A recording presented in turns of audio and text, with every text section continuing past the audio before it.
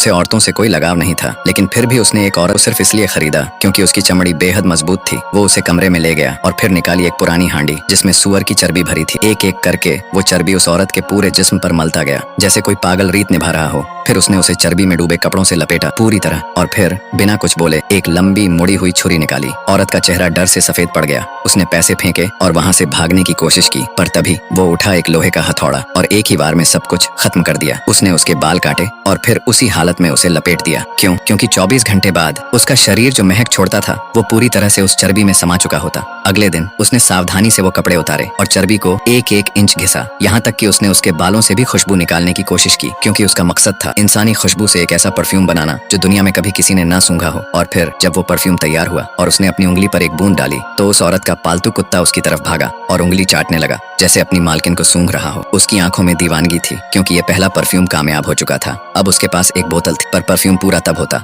जब 13 औरतों की 13 अलग अलग महकें मिले, यानी 13 जाने, 13 कहानियां और 13 कत्ल। अगली लड़की कौन थी और क्या वो बच पाई? जानने के लिए पार्ट 2 जरूर देखना। चैनल को अभी सब्सक्राइब करो क्योंकि असली डर अभी बाकी है।